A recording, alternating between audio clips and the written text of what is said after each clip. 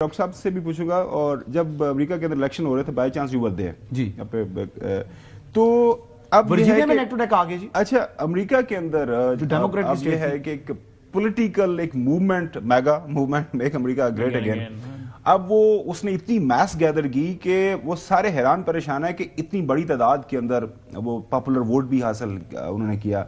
जाहिर है ये जो सारे डॉक्टर साहब मामलात हैं, ये वो एंटी यूक्रेन ये वार था, वो एंटी चाइना था, वो इंट्रोवर्ट था, सारी चीज़ें, ये सारी चीज़ें अमेरिकन आवाम के सामने उसने रखी।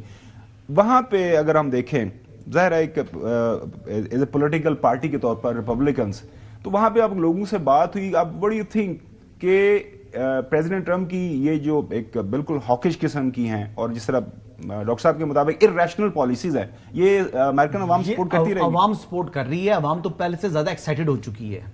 ये बताऊं आपको, जो बेसिकली उनकी जो पब्लिक है, देखिए ना, उनका जो अपना स्ट्रांग होल्ड्स है, यानी आप टैक्सीज वगैरह में चले जाएं, इधर जाएं, तो वहां पर तो मतलब ये ना, वो तो खुशी से निहाल हुए में है।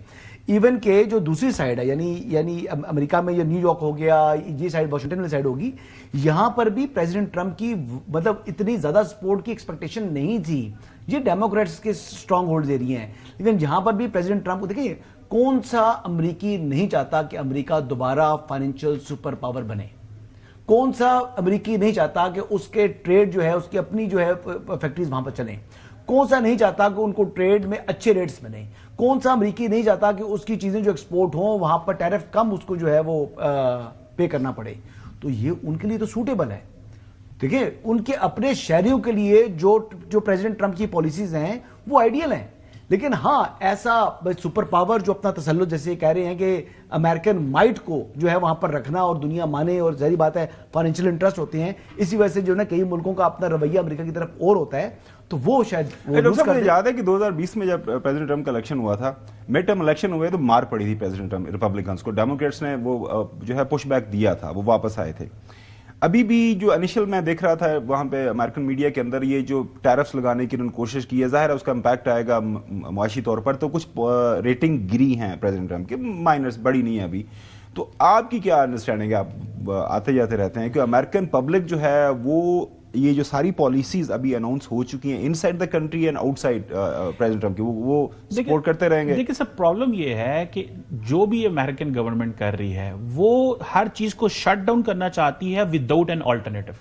वो ऑल्टरनेटिव नहीं देना चाह रहे। फॉर एग्जाम्पल, जो कनाडा के साथ किया, 2 दिन बाद उसको 1 महीने के लिए होल्ड कर दिया। मेक्सिको के साथ भी होल्ड कर दिया। वो मेक्सिको के साथ भी किया। चाइनीज खड़े हो गए, वो खामोश हो गए। सो सवाल ये पैदा होता है कि ये जो डोनाल्ड ट्रंप करने लगे हैं, ये कुछ सोल्यूशन नहीं है। वो हर चीज को रोकना चाहते हैं। सोल्यूशन देखिए, उनके पास कहा जाता है टोटल 24 मंथ्स है, मिड टर्म इलेक्शन हो जाने हैं, नई चीजें शुरू हो जानी है, तो कितनी देर वो एक वो जैसे कहते हैं, ये जो ट्रांसफॉर्मेशन करना चाहते हैं, और उनको इस चीज का एहसास नहीं है कि पावर अब अमेरिका के पास नहीं, this is a multipolar world. The rest of the power जो है वो चाइनीज के पास है, रशियन के पास है, ब्रिक्स जैसे ब्लॉक आ रहे हैं। अब अगर वो ब्रिक्स को ये कहते हैं कि भाई तुमने करेंसी, खबरदार अगर तुम अपनी करेंसी लेके आए, कोर्जन इज नॉट अ वे कि आप अपने सोल्यूशन निकाल सकते हैं। सो एक तो पावर थी, पहले होती थी बड़ी मुल्कों के पास, फिर वो पावर शिफ्ट हो गई दरमियाने मुल्कों के पास, जिन्हें आप इमर्जिंग पावर्स कहते हैं। उसके अलावा पावर नॉन स्टेट एक्टर में चली गई है। बड़ी बड़ी इकोनॉमीज हैं, मल्टीनेशनल हैं। अब देखें ना, एलॉन मस्क को कैसे पावर मिली? Because of his economic might की वजह से पावर मिली ना।